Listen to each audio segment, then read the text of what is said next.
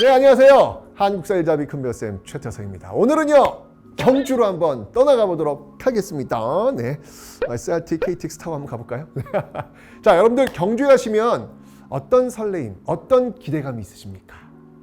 아무래도 경주하면 신라 천년의 역사를 보시게 될 겁니다. 아마 그걸 기대하실 것 같은데 석굴암도 있고 불국사도 있고, 그렇죠. 신라 천년의 역사를 설명하는 데 있어서 우리는 불교의 역사를 빼놓을 수 없을 것 같습니다.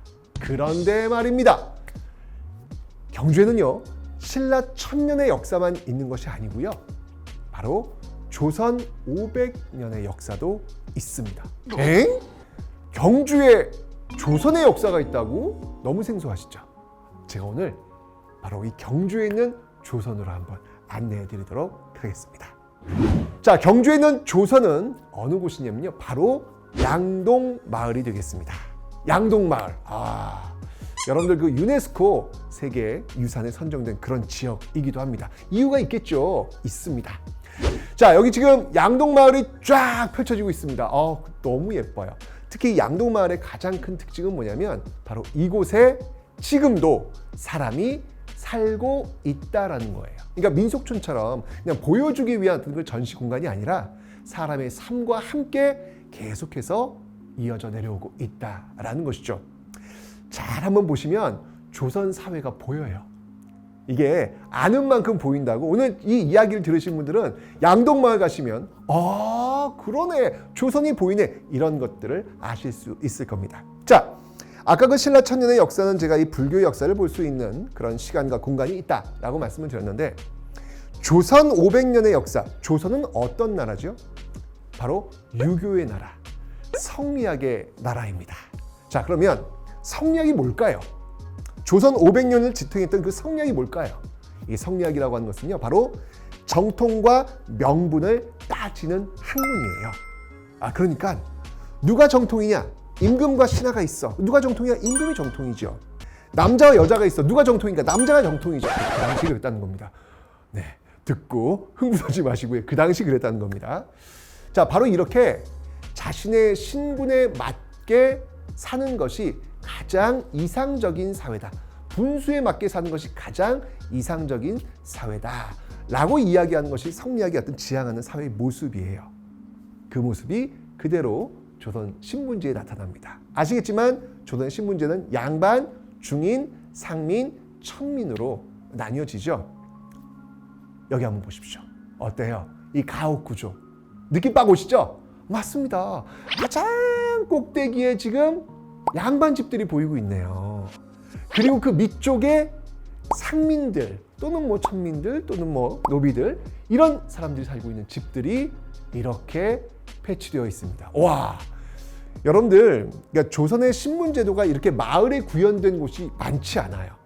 네, 이렇게 산을 쭉 타고 올라가면서 신분이 자연스럽게 한눈에 보여지고 있는 곳이 바로 이곳 양동마을이 되겠습니다. 자, 그럼 한번 이 조선에서 만들어진 살림집, 그러니까 현존하는 우리나라에서 가장 오래된 살림집, 양반 가옥을 한번 제가 보여드리도록 하겠습니다. 서백당이라는 곳인데요. 이 서백당이라는 건물은, 이 살림집은요, 조선 전기 성종 1454년에 지어진 건물입니다. 뭐야, 그때부터 지금까지 이어진단 말이야?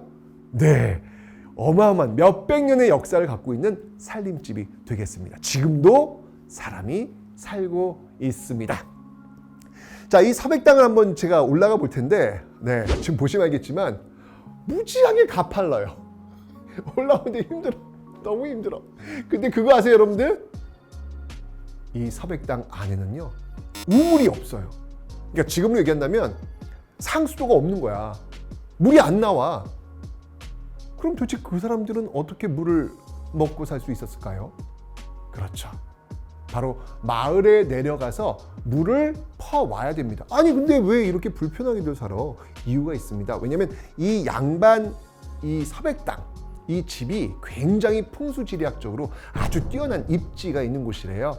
그곳에 이제 우물을 파는 순간 혈이 깨진다 라고 해서 우물을 만들지 않았다고 합니다.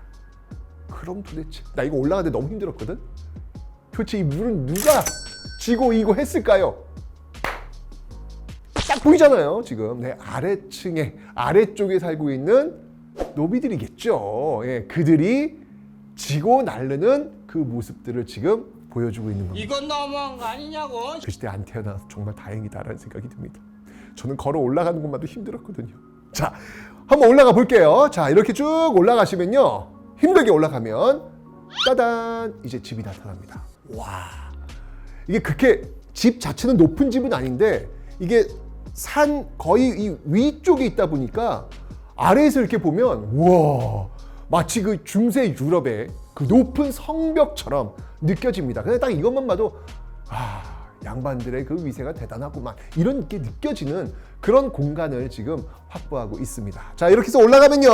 자, 이제 드디어 대문이 들어섭니다. 대문이 들어섰는데 여기에 딱 들어갔으면 다시 한번 신분제구나 라는 게 느껴집니다. 제가 이제 물을 깃고 이제 올라왔어요. 힘들어. 올라왔어. 이 대문 통과했어. 딱 들어가는 순간 보여지는 것. 이 대청마루에 딱 앉아있는 주인님의 모습. 어때요? 이렇게 올라가야 돼요.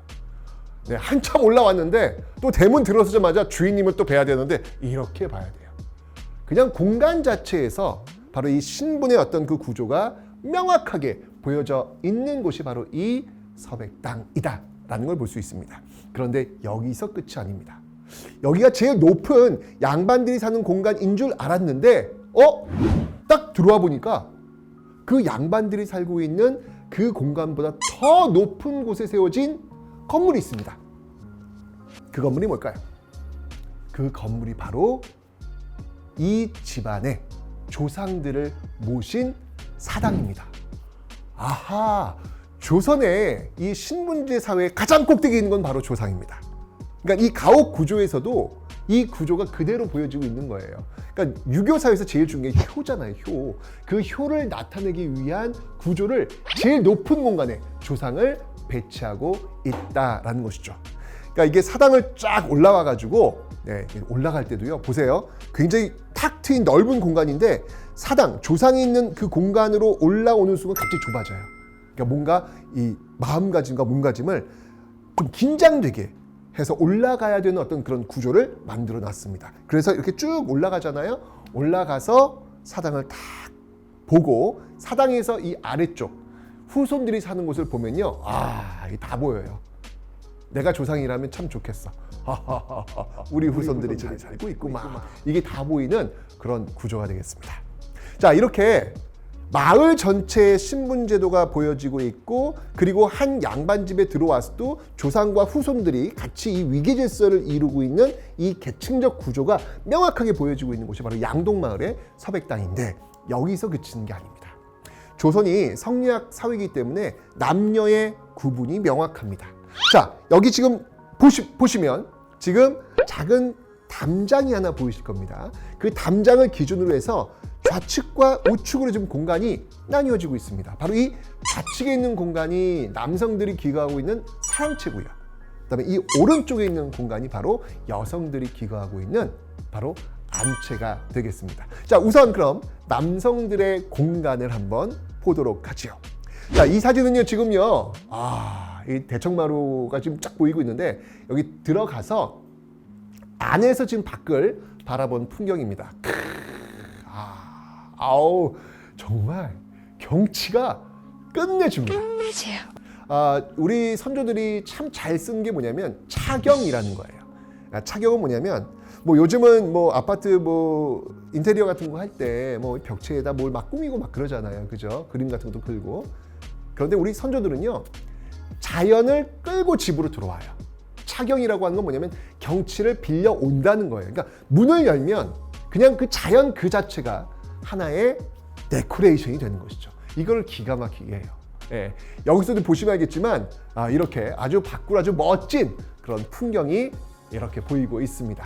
네, 여기 지금 방이 두 개 보이죠? 네, 여기 하나는 아빠방, 하나는 아들방. 네, 이렇게 남자들이 기거하는 그런 공간. 가끔은 저도 이런 공간을 하나 갖고 싶습니다. 제 공간이 없네요. 네. 어쨌건. 자, 그럼 이제 여성들의 공간, 안채를 한번 들어와 볼 텐데, 근데 묘해. 이 집 구조가 묘해. 여성들의 공간이 있어야 되는데 이게 대문을 들어와 가지고 안채로 들어가는 길이 안 보여요. 아니 이걸 그럼 삥 돌아서 가나? 그것도 아닐 텐데 어딘가에 분명히 안채로 들어가는 대문이 있어야 될 텐데 안 보여. 저 지금 와가지고 지금 이거 어디야? 어디로 가야 돼 지금? 안채로 가고 싶은데 보이질 않아. 대박. 야, 여러분들이 왼쪽에 잘 보시면 이 문 같은 게 하나 살짝 서 있어요. 그게 바로 안채로 들어가는 이 문을 가리고 있습니다. 보십시오, 여러분들. 이게 이렇게 가리고 있는 거예요. 조선시대 그 여성들이 기거하고 있는 공간은 어떻게든 비밀스러운 공간이기 때문에 외부에 노출시키지 않으려고 했던 것들이 이런 건물 구조에서도 보이고 있죠. 하여튼 구석구석 성리학적인 어떤 그런 모습들이 잘 투영되어 있습니다. 그래서 이렇게 딱 들어오면요. 드디어 이제 번듯한 이 대문. 야, 이 번듯한 문이 이렇게 가려져 있네. 너무 신기하지 않아요? 네, 그래서 딱 들어오면 드디어 이제 안채가 쫙 펼쳐지게 됩니다. 안채 안에서 또 이 밖을 내다본 풍경 너무 좋은데, 자, 여기 참 재밌는 모습이 하나 있습니다. 자, 이 지금 안채를 이렇게 들여다보니까 저쪽 끝쪽에 창문이 보이고 있죠. 그런데요, 제가 말씀드렸죠. 이 서백당이라고 하는 것은 우리나라에서 가장 오래된 살림집이라고 말씀드렸잖아요. 그 근거가 뭐냐면 창문을 잘 보세요. 창문 틀 있잖아요. 조선 초기에 이 창틀은요 어떻게 돼 있냐면 창문이 두 개가 있으면 가운데에 지금 보시는 대로 이 틀이 하나 있어요. 문틀이 하나 있습니다. 그래서 문을 닫고 그 문틀에다가 이 자물쇠를 거는 그런 구조예요. 그런데 시간이 지나면 조선 후기로 오면 문틀이 없어져요. 그냥 문과 문을 양쪽에 닫으면 그냥 딱 닫히는 거죠. 그래서 요 가운데 있는 요 틀이 있기 때문에 이게 굉장히 오래된 건축 양식이구나 라는 것을 알 수 있습니다. 또 재미있는 포인트고요. 이렇게 둘러보니까 이 집이 이게 워낙에 기운이 좋은 집이라서 이 집에 기거하고 있는 그 사람들 중에 3명의 위인이 탄생한다고 합니다. 첫 번째 위인은 누구였냐면요, 바로 이 손소. 이 손소의 아들 손중동이라는 인물이, 네, 여기 문 한번 열어볼게요. 네, 여기 문을 열고 들어가면요, 요 공간, 요 안채 있는 요 공간에 태어났는데 정승이 됩니다. 한 명 태어났고요. 그 다음에 또 이 공간에서 또 누가 태어나냐면, 대박. 여러분들 아마 그 교과서에 잘 나오는 인물입니다. 바로 이연적. 퇴계 이황에게 정신적 영향을 주었던 굉장히 유명한 유학자잖아요. 이연적이 태어난 공간이 바로 여기입니다. 2명 태어났고요. 자, 이제 1명 남았습니다. 네, 1명. 제가 이 공간에 들어가서 기를 받았기 때문에 다음은 제가 아닐까. 네네네. 왜 이래. 네, 좋습니다. 사실 여러분들 여기서 지금 이 양동마을에서 우리가 알 수 있는 게 뭐냐면 바로 그런 어떤 신분제 사회라는 걸 볼 수 있는데, 또 하나 있어요. 또 재밌는 게 뭐냐면 이거 누가 지었냐는 거예요. 이거 지었던 인물은 바로 손소라는 인물이 지었는데, 이 손소라는 인물은요 이곳에 원래 살고 있었던 사람이 아니고요, 이 곳으로 장가 왔던 인물이에요. 그러니까 무슨 말이냐면 조선 전기에 지어진 건물이잖아요. 조선 전기까지만 해도 남자들이 여자 집에 장가를 가요. 그러니까 일반적으로 우리가 여자들이 남자 집에 시집 가는 게 우리의 전통 아니야? 아닙니다. 이 집도 보여주고 있잖아요. 남자가 여자 집에 장가 가는 것. 장자가 뭐냐면 장인을 할 때 그 장자잖아요. 장가 가는 게 사실 더 오랜 역사를 갖고 있습니다. 손소도 역시 마찬가지로 장가를 와가지고 여기서 가문을 일으킨 그런 모습이 되고 있는 것이죠. 어떻습니까? 조선시대 신문지의 모습 볼 수 있지요. 그리고 조선시대 그 처가살이의 모습 볼 수 있죠. 정말 이곳 경주에 오시면요, 양동에서 조선 500년의 모습을 한번 확인해 보시기 바랍니다.